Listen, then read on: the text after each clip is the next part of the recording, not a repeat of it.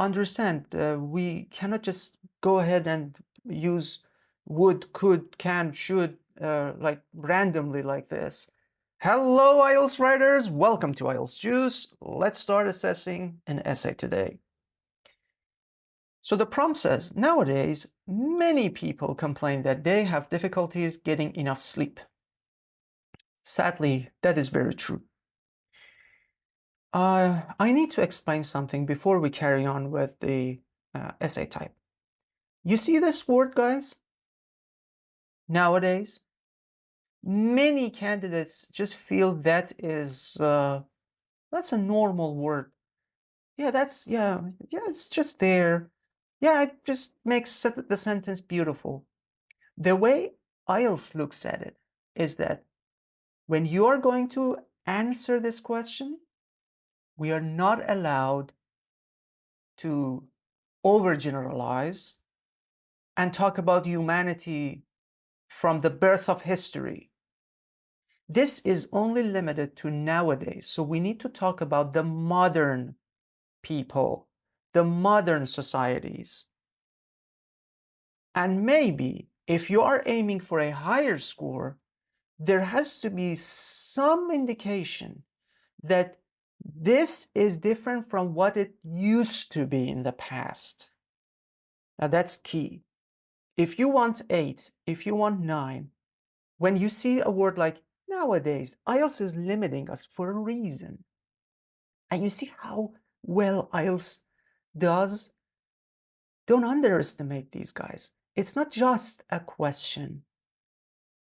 IELTS editors work on these prompts. And when they say nowadays, there is an indication here that if you want to get a 5, you can just look at the other and see, yeah, this is just about sleep. And then they carry on writing their essay about sleep.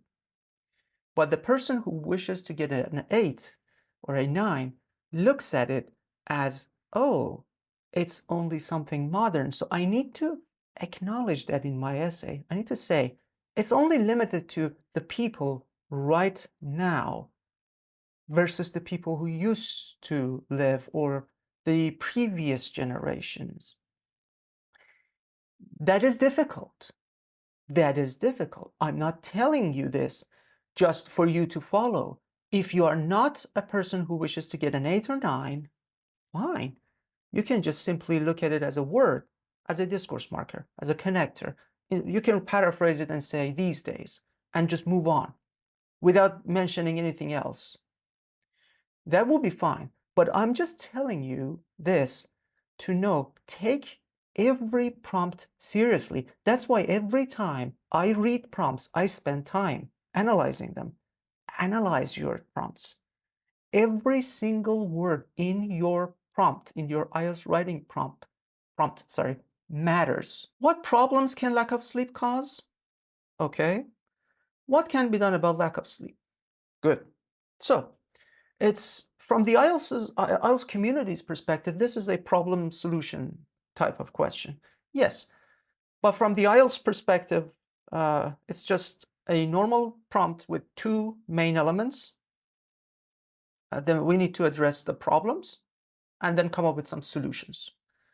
And please pay attention to the words I'm using, problems and solutions. Again, we need to come up with at least 2 problems for the problem part and 2 solutions for the solution part. Now, I'm not going to get into writing details, so I will simplify it. So please note, I am simplifying now. Write problems in at least 1 paragraph and write solutions in a completely separate paragraph. Yes, there are ways you can write 1 problem and a solution for each paragraph, but that's very difficult to execute or to write. It's not for our level. So don't worry about it. Just simply put 1 paragraph for your, at least 1 paragraph for your problems, and 1 paragraph at least for your solution or solutions. I'm saying solution because maybe you want to come up with 2 solutions in 2 separate paragraphs. So 1 solution each. That's fine. Let's move on. These days,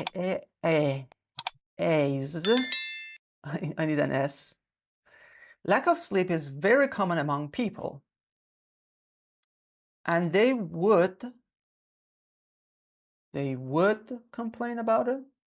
Why would? Why imaginary? Uh, they complain about it. We know that because we saw that in the IELTS question. So when IELTS question tells us that people complain about something, in this case sleep, they do complain about it. It's not like let's imagine they might complain about this situation. It's not like that. They complain. So we continue writing. In this essay, comma, I will outline it would be offered. I will outline it would be offered. I have no idea. I have no idea, guys. I really don't know if this is I will outline them. I will outline what? And I would be offered. I'm confused. I don't know why it's passive, why there is would, why it is singular. I'm confused. It's the second sentence in the entire essay, and I'm already confused. Firstly, I don't know. Firstly is what? Is it firstly the problem, or it's firstly the solution, or I don't know. Firstly, it causes people to become more anxious at work. Okay, so I'm gonna assume it's a problem, so people get anxious. All right. Again, remember the part that I told you already? Nowadays, these days. I understand that this is just a paraphrase of the rubric. Instead of nowadays, we have these days, and that's it. Because now we're just talking about people. People, humanity, our ancestors,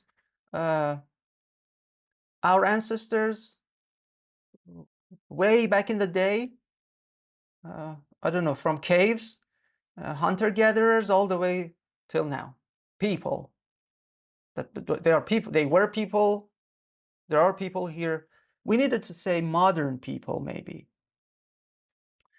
Causes modern people to become more anxious. As people couldn't have enough sleep at night. Why couldn't? The use of modal verbs is just very loose here. Why are we all of a sudden talking about people in the past? I cannot assume this is present to be polite. So, no, I don't think so, as people can't have enough sleep or cannot. At night, they wouldn't be able to reduce the tension which has been imposed on them. So the tension, what tension? The tension which has been imposed, I need a passive voice here. And you see, this is very well done. I do not need a comma here because I really need to define this word, tension. What's the meaning of it? Please explain. During the day. They would, oh gosh, again, another loose usage of modal verbs. They would lose their, they lose their temper. It's a fact. They lose their temper. It's a routine. We're talking about human beings. They lose their temper at work when they face, I don't need will, the pressure of a project, which this comma is correct. I like it. Which will need calmness for dealing with. I prefer to deal with. Moreover, okay, they wouldn't, oh gosh, please. There is a lesson on the areas where you can actually use would. I'll put it in the description below. Do check it out. Again, it doesn't take more than 2-3 minutes of your time, but it refreshes your mind or maybe categorizes it in a better way for you to understand. We cannot just go ahead and use would, could, can, should, like randomly like this. It doesn't make us feel any important or valuable, or it doesn't add to any of our range of vocabulary, because honestly, I really don't know what type of grammar it is. They wouldn't get on well with their colleagues and would be alone at work. These are facts, and they're presented to me as imaginary things. In this context, using would is not very accurate. It doesn't give me any extra messages that I wanted to. A present simple would be enough. As a result of having permanent tiredness, because this is a noun and we need an adjective. If tiredness were an adjective, we would need an adverb. But no, it's a noun, so it needs an adjective. They couldn't go. Oh, I'm about to cry. How many modal verbs? They couldn't bear, they cannot bear. Oh, very good. Others' beliefs and conversation between and conversation. And the conversation between members would be difficult. Okay. So far in the paragraph, guys, we have been bombarded with sentences that they tell me how, I mean, they just explain the situation to me. I wish there was a sentence that I could actually read and relate to, like an example. Like there's permanent tiredness. If they work, instead of 8 hours, they work 12 hours a day, they get tired. And because of that, they cannot sleep to recover. So they show at work at 9 o'clock or maybe before 9 o'clock to impress their boss. And they cannot perform their jobs effectively. And you can make an example like imagine a tech company worker who is responsible for checking servers. If this individual does not have enough sleep at night, early in the next morning, when he has to actually check servers and look at all the data, he or she might miss a critical element, and then the server would go, in 2-3 hours, would shut down, and a lot of websites would face problems. You see, I'm using server, shut down, early in the morning, I don't know, elements, data, item. I don't know, you can use some tech words, maybe, if it's your thing. If you don't like it, maybe in your example, somebody is at a textile factory and is at a sewing machine, and there are strings. Maybe that works for you. Or it's an oil factory. I don't know. But I need an example. I need a persona here. Giving a lot of examples become really giving a lot of description tends to get very boring very soon. They would behave very unpleasantly, this is correct, with ly, with other employees, and thus, I need another comma, they damage, I don't need two, the relationship between colleagues, I guess, which lead to being alone at work. Not working environment, at work. Which lead to be maybe being alone at work. I prefer which lead to be. In addition, they might damage, again, after damage, we don't need anything. No, you don't damage anything, but basically, if somebody wants to damage something, they damage something. You don't need a preposition. Their close relationship with their children. As individuals modals could not relieve their body and spirit with sufficient sleep, they wouldn't pay attention to their children effectively. This is a little misleading now, guys. As individuals couldn't relieve means they relieved. They wouldn't pay attention, meaning they did pay attention, or they do pay attention. So it's a positive sentence. I'm receiving mixed messages. This is not what the message that we think it gives, especially after having long hours, long working hours. Yeah. They do not have enough energy to take out their family. Very good. Why don't we come up with one example here? To take out their family to a movie or for a picnic.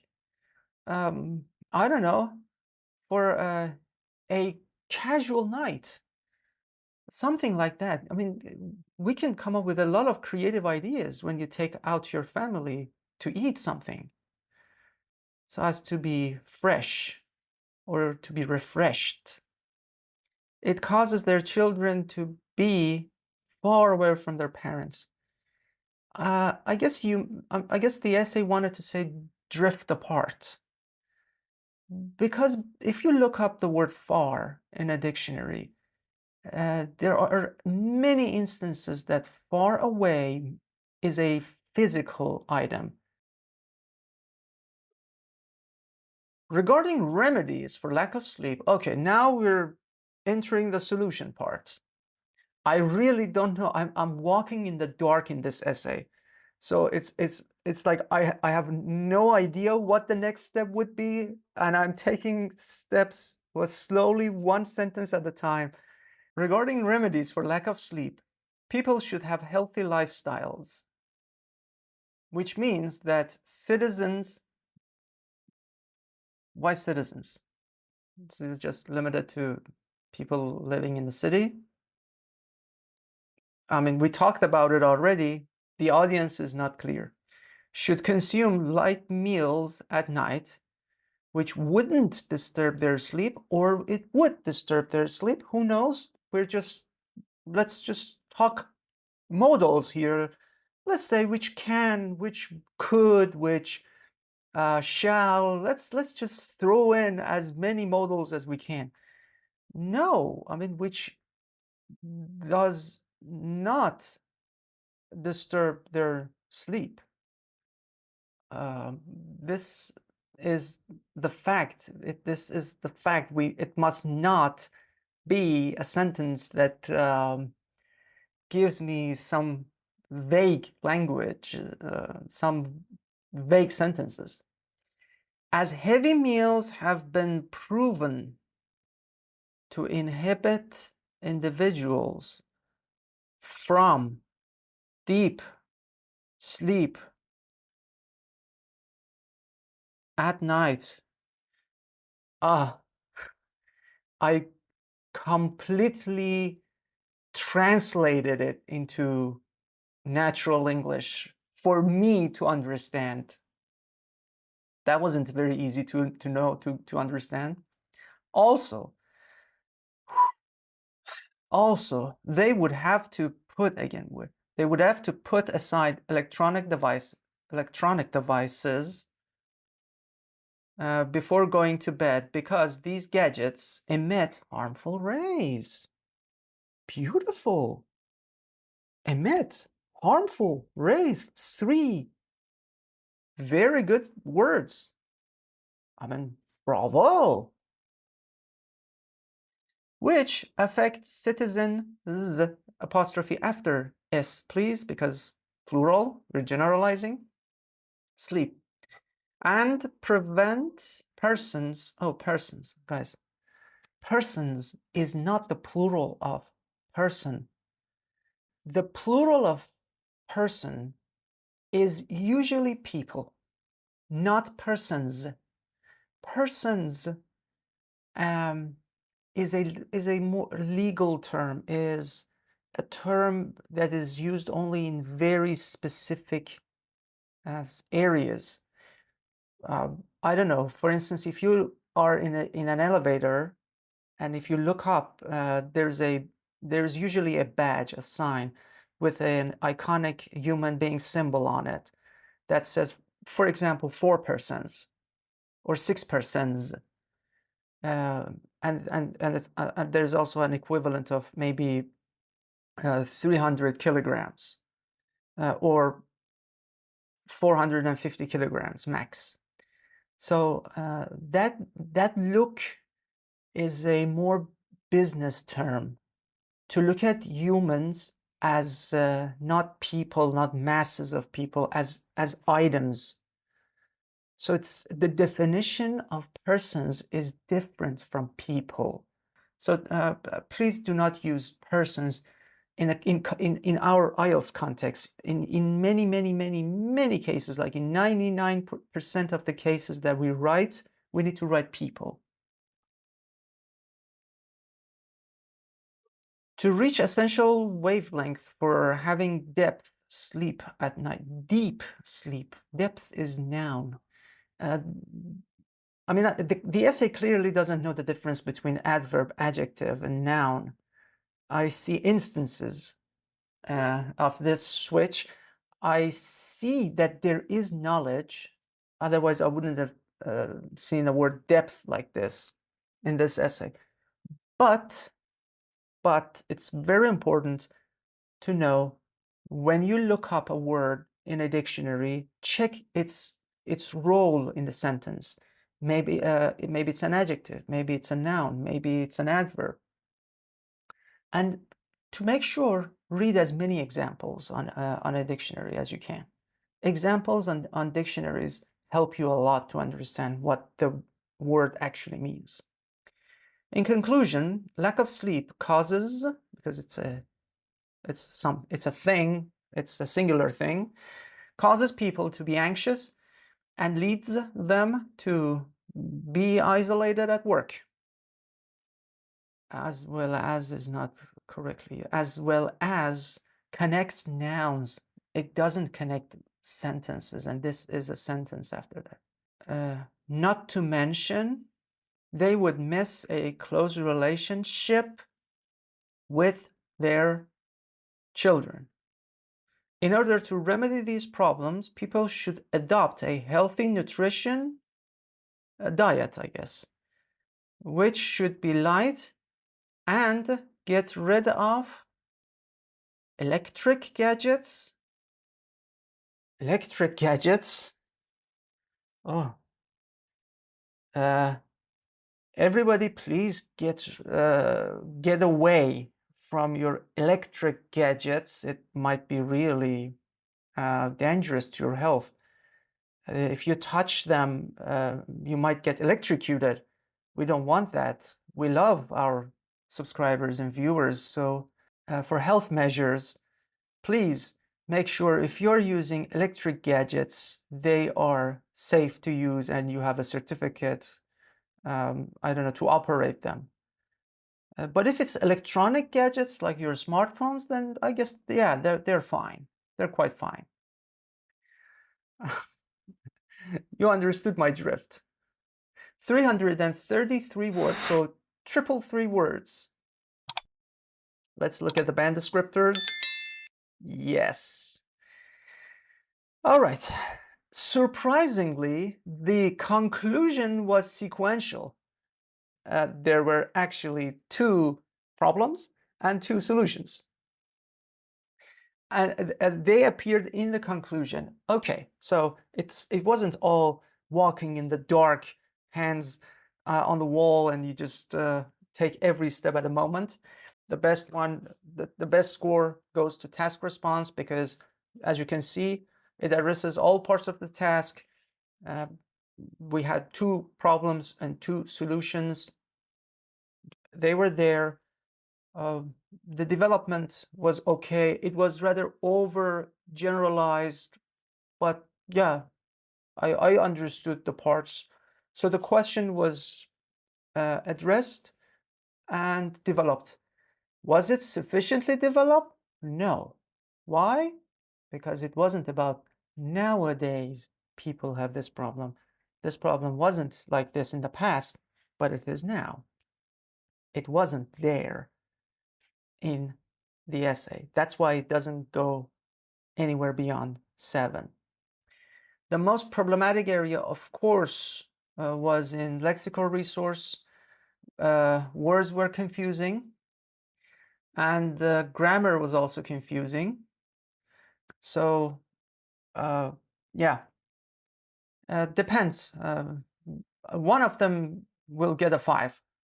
Either grammar gets 5 and lexical resource gets 6, or the other way around. Either way, one of them is 6 because there were instances in the sentences in the essay that were confusing to the reader. All in all, I hope you had good takeaways from this. It is a lengthy video, but it was worth it, I guess. So take care. I don't want to prolong it anymore. Remember, your essays, letters, reports are going to be your representatives. So make sure they do their jobs well and they do not confuse the reader. And they don't use a lot of modal verbs in not correct places. Take care.